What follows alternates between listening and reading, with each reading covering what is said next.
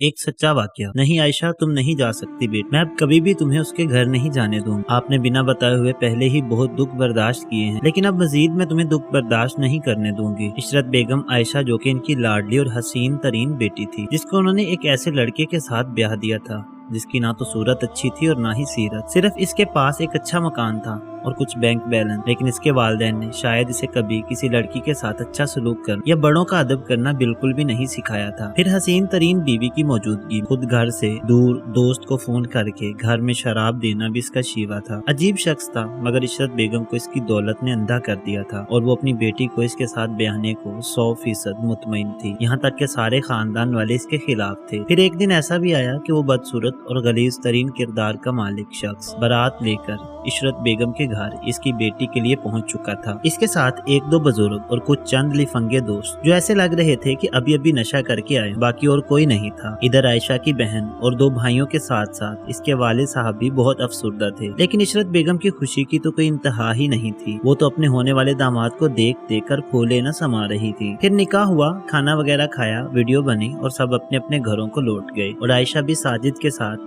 अपने घर को लौट गई, यानी इशरत साहब के दामाद साजिद साहब के साथ इसके घर को लौट गई और अब वो घर ही इसका घर था। वलीमा वगैरह हुआ, सभी घरों को जा चुके और इशरत बेगम के घर में भी कुछ रश कम हुआ और सुकून का सांस लिया। जिंदगी अपने डगर पर चलने लगी। कुछ ही माह गुजरे थे कि इशरत साहिबा के दामाद साहब की हरकत और सिकनात सामने आने लगी। पहले तो आयशा बर्दाश्त करती रही और घर में कुछ न बताया, यहाँ तक कि इसका अपने दोस्तों के साथ इसकी मौजूदगी में शराब पीना भी किसी को नहीं बताया। आयशा पर नशे की हालत में तशद्दुद भी होता रहा, लेकिन वो अपनी माँ के फैसले पर सर तस्लीम खाम किए हुए थी। उसने कभी अपने माँ बाप से इसका जिक्र तक न किया और सब कुछ चुपचाप बर्दाश्त करती रही। एक दिन वो नशा करके आयशा को पीट रहा था कि इतने में आयशा का भाई अपनी बीवी के साथ इसके घर पहुँच गया और इसकी ये हरकत देखकर गुस्से से बेकाबू हो गया और फौरन ही आयशा को लेकर घर आ गया। घर पहुँचकर आयशा से वजह पूछी तो आयशा ने सब कुछ हरफ बहरफ अपनी माँ की मौजूदगी में ही सबकी गोशगुजार कर दिया और धाड़े मार मार कर रोने लगी और अपनी माँ को कोसने लगी कि माँ, तूने मुझे किस जहन्नम में फेंक दिया, किस जानवर को मेरा हमसफर बना दिया। माँ, मैंने कौन सा ऐसा गुनाह किया था जो मुझे ये सजा दी। वो रोते हुए माँ से सवाल भी कर रही, बेटा बस, अब हम आपको इस घर में कभी नहीं भेजेंगे, चाहे जो भी हो जाए। तुमने बेटा इतने जुल्म खामोशी से बर्दाश्त किए, बेटा मुझे माफ कर देना,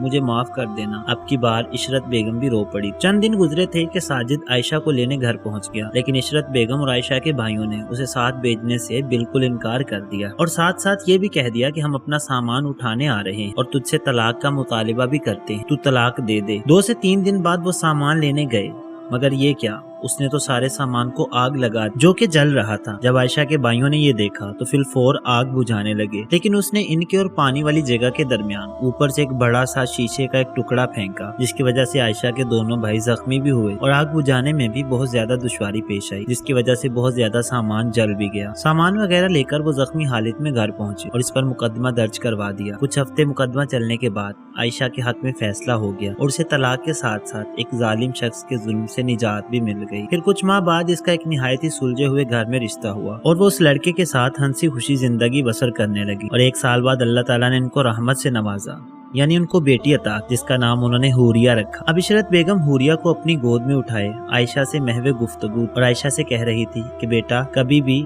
मेरी गलती तुम न दोहराना, ये ना हो कि तुम्हारी बेटी भी तुम्हारी तरह बेबस हो और चुपके चुपके जुल्म सहते सहते इस फानी दुनिया से कूच कर जाए और तुझे खबर तक ना हो। प्यारे दोस्तों, ये कहानी है उन वालिदैन के लिए एक सबक जो लड़के के किरदार को नहीं बल्कि उसकी प्रॉपर्टी और बैंक बैलेंस को देखते हैं। आप लोगों की इस तंग नजरी के बारे में क्या कहना चाहते हैं, हमें कमेंट करके जरूर बताएं। वीडियो अच्छी लगी तो इसे लाइक कर दें और मजीद इस तरह की अखलाकी, मॉरल, सबक आमूज और इंटरेस्टिंग स्टोरीज रोजाना देखने के लिए हमारे चैनल महरूश डेली वॉइस को जरूर सब्सक्राइब करें। शुक्रिया।